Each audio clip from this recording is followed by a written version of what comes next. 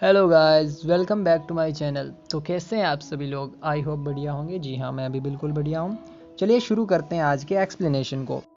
Episode की शुरुआत में फिए और बाकी सब उस विलेज से जाने लगते हैं जहाँ ओशन स्काई था। सारे विलेजर्स उन सबको जाने से पहले कुछ गिफ्ट देते हैं और उन सब की जान बचाने के लिए थैंक यू कहते हैं। इधर एक सैनिक तियांशु से कहता है कि हमने 100 सबसे टैलेंटेड ब्लैक्समिथ चूज किए हैं जो दिशा के लिए वेपन बना रहे हैं। तियांशु सारे वेपन जल्दी बनाने का कहता है और साथ में ओशन स्काई वाले विलेजर्स को पकड़ने का ऑर्डर भी देता है। अब फिए और बाकी सब वापस स्ट्रॉन्ग होल्ड आ जाते हैं। फिए अकेले बैठी होती है, तभी शिए उसके पास आता है।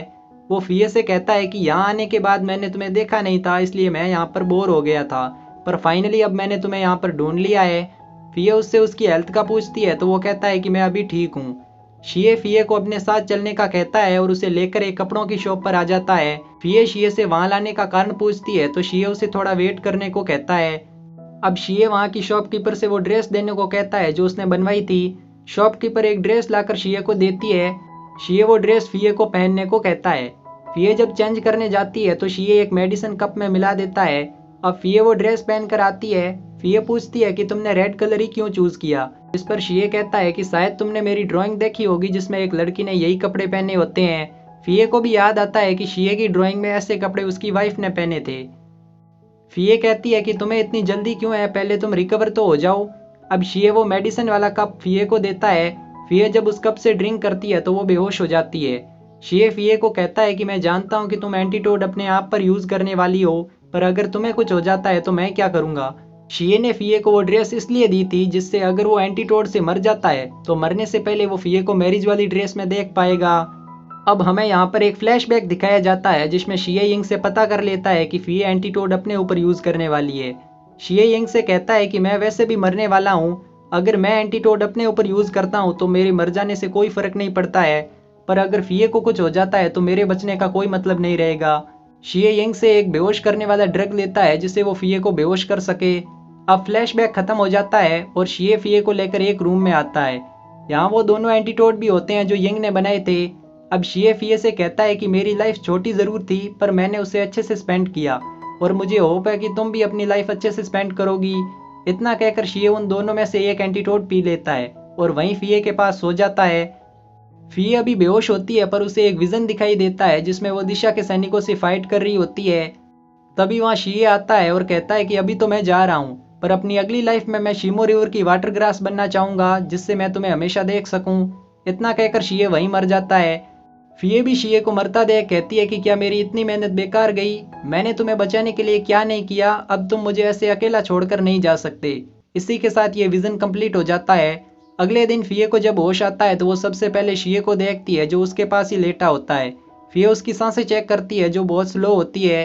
फिए पूरे दिन वहीं शिए के पास लेटी रहती है और शिए के होश में आने का इंतजार करती रहती है। रात में जब शिए की बॉडी में थोड़ी हलचल होती है तो फिए शिए को बचाने के लिए चिऊ मंत्र का यूज करने का कहती है। फिए उस मंत्र की हेल्प से शिए को रिकवर करने की कोशिश करती है पर शिए वहीं गिर जाता है। फिए शिए को मरता देख इतने शौक में चली जाती है कि वो भी वहीं बेहोश हो जाती है। अब अगले दिन का सीन दिखाया जाता है। फिए इस टाइम अपने रूम में होती है। उसे जब होश आता है तो शिए उसके पास नहीं होता। वो उसे स्ट्रॉन्ग होल्ड में ढूंढने लगती है। तभी शिए एक पेड़ पर से कहता है कि क्या तुमने मुझे बहुत मिस किया। अब शिए फिए के पास आता है तो फिए कहती है कि क्या तुम पूरी तरह रिकवर हो चुके हो। इस पर शिए कहता है कि तुमने इतनी मेहनत की थी वो बेकार थोड़ी जाएगी। फिए कहती है कि मैंने तुम्हें ये लाइफ दी है इसलिए अब से तुम सिर्फ मेरे हो, तुम मुझे छोड़कर कभी नहीं जाओगे। इस पर शिए भी इस बात को एक्सेप्ट कर लेता है। यहाँ इन दोनों में किस होता है और उसके बाद ये सीन यहीं कंप्लीट हो जाता है। गाइज, आप में से कितने लोग ऐसे हैं जो शिए को रिकवर देख के बहुत खुश हैं? एटलीस्ट उनके चेहरे पे छोटी सी स्माइल तो जरूर आई होगी।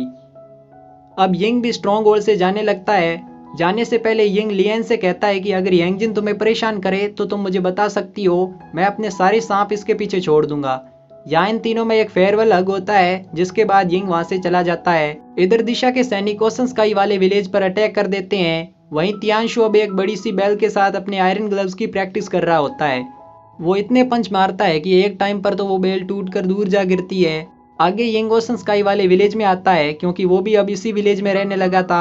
यहाँ किसी को भी ना देखकर यंग सबको ढूंढने लगता है। यहाँ उसे एक बच्चा मिलता है जो कहता है कि सारे लोगों को दिशा ने पकड़ लिया है।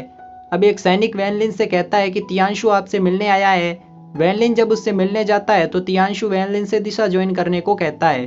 वैनलिन उसे मना करता है, जिसके बाद इन दोनों में फाइट होने लगती है। तियांशु इस टाइम बहुत स्ट्रांग हो गया था क्योंकि उसका आयरन ग्लव्स अब अनब्रेकेबल था। तियांशु वैनलिन को बड़ी बेरहमी से मार देता है। आगे फिये के पास यिंग का लेटर आता है, जिसमें यिंग ने बताया होता है कि दिशा ने फिर से सब विलेजर्स को पकड़ लिया है। एक सैनिक आकर शिये से कहता है कि वैनलिन मारे जा चुके हैं। अब ये सब लोग दिशा से फाइट करने का डिसाइड करते हैं। इधर तियांशु के सारे वेपन टूट जाते हैं। वो ब्लैक स्मिथ से इस बारे में पूछता है तो ब्लैक स्मिथ कहता है कि हमने वही प्रोसेस फॉलो किया था जो शिये ने किया था। तियांशु समझ जाता है कि शिये ने उसे धोखा दिया है।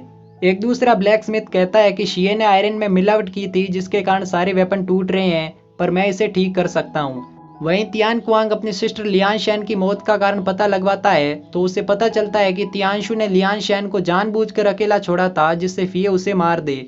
अब तियान कुआंग तियांशु से बदला लेने का डिसाइड करता है। वो उस ब्लैक स्मिथ के पास आता है जिसने तियांशु के लिए अनब्रेकेबल स्वॉर्ड बना दी थी। तियान कुआंग उस ब्लैक स्मिथ को मार देता है और उसके नोट्स भी चेंज कर देता है। तियांशु के पूछने पर एक सैनिक कहता है कि ये ब्लैक स्मिथ इस स्वॉर्ड को लेकर यहाँ से भाग रहा था, इसलिए हमने इसे मार दिया। यह सैनिक भी तियान कुआंग के साथ मिला होता है। तियांशु को तियान कुआंग पर डाउट होता है, इसलिए वो अपनी स्वॉर्ड उसकी तरफ करता है, पर तियान कुआंग वफादार होने की ऐसी एक्टिंग करता है कि तियांशु भी धोखा खा जाता है। अब चैंग जंगल में शिकार करने आया होता है, तभी तियांशु उसे पकड़ लेता है।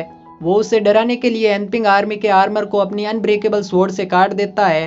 इतनी स्ट्रॉन्ग स्वॉर्ड देख के चैंग भी डर जाता है।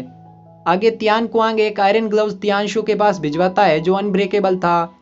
तियांशु बड़ी आसानी से उस आयरन ग्लव्स को तोड़ देता है। तियांशु का कमांडर कहता है कि तियान कुआंग ने अनब्रेकेबल आयरन बनाने वाले नोट्स को चेंज किया था। अब तियांशु कहता है कि तियान कुआंग के सारे वेपन भी चेंज कर दो, पर उसे इस बारे में पता नहीं लगना चाहिए। उसने मुझे धोखा दिया है और उसका अंजाम तो उसे भी देखना होगा। इधर चूचू और लीशेंग यू वेंजी के बड़े भाई के पास आते हैं और उससे बताते हैं कि यू वेंजी आपका थ्रोन लेना चाहता है। उसने दिशा से हाथ मिला लिया है। इस पर यू वेंजी का बड़ा भाई भी लीशेंग का साथ देने के लिए मान जाता है।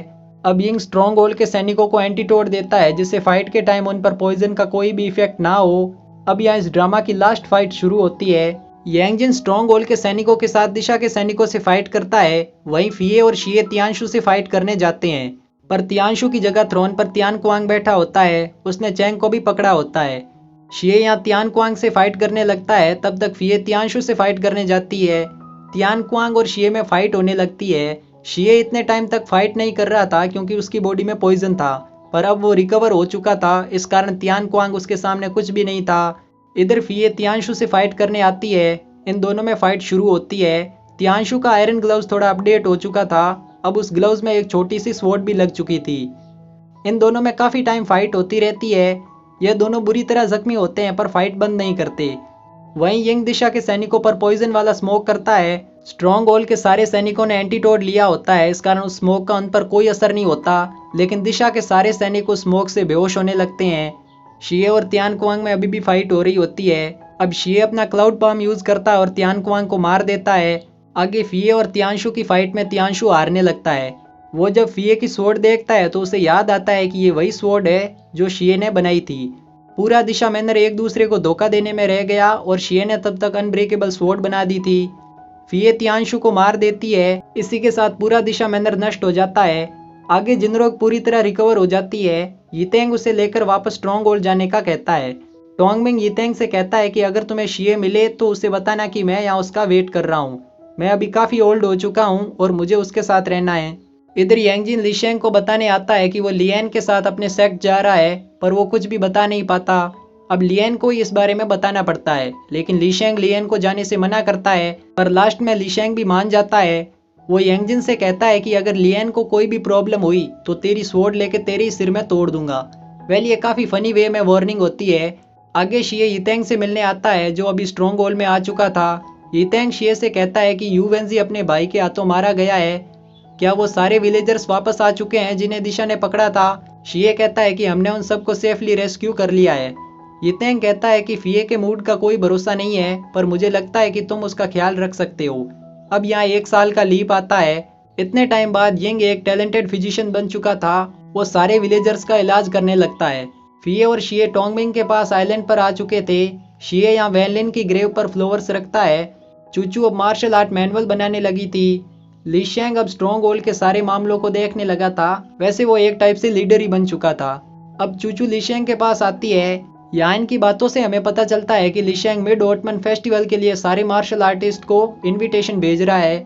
आगे फिये और शिये को भी ली शैंग का इनविटेशन मिलता है, तो फिये उस फेस्टिवल में जाने का कहती है। शिये कहता है कि जब मैं शिमो रिवर पार कर रहा था तो मैं जानता था कि तुम सिर्फ मेरी हो, इसलिए मैं अच्छे कपड़े पहनकर वहां पर आया था। फिये पूछती है कि तुम तो मेरे पास आए थे, फिर इतने अच्छे कपड़े पहनकर क्यों आए? शिये कहता है कि मुझे लगा शायद कोई और लड़की भी मुझे पसंद करे। यह सुनकर फिये शिये को मारने दौड़ती है। आगे शिये बच्चों को पोएम लिखने की ट्रेनिंग देता है, वहीं फिये बच्चों को मार्शल आर्ट सिखाती है। इस ड्रामा के लास्ट सीन में शिये और फिये शिमो रिवर में एक साथ बैठे होते हैं और हमेशा साथ रहने का कहते हैं। इसी के साथ इस ड्रामा का एक्सप्लेनेशन कंप्लीट होता है। गाइज, आपको ये ड्रामा कैसा लगा कमेंट करके ज़रूर बताना। आज मैं आपके सामने कुछ चीज़ें क्लियर कर देता हूँ। लव्स ऑफ 1000 ईयर का एक्सप्लेनेशन मैं नहीं कर पाऊंगा क्योंकि इस ड्रामा में मेरा वॉइस ओवर क्लियर नहीं है, और दूसरा कि ये हिंदी डब्ड हो चुका है, आप इसको MX प्लेयर पर देख सकते हैं। सेकेंड चीज़ मैं आपको बता दूं कि अगला ड्रामा जो दोउलुओ कॉन्टिनेंट है, काफ़ी लोग कह रहे हैं कि ये हिंदी में एक्सप्लेन हो चुका है, पर मैं आपको बता दूं कि ये हिंदी में पूरा एक्सप्लेन नहीं है। इस कारण मैं इसका हिंदी एक्सप्लेनेशन करने वाला हूँ, और इसकी डेट आई थिंक मैंने आपको बता दी होगी, और नहीं बताई है तो आप कम्युनिटी टैब में चेक कर सकते हैं। शिये शिये शोकान।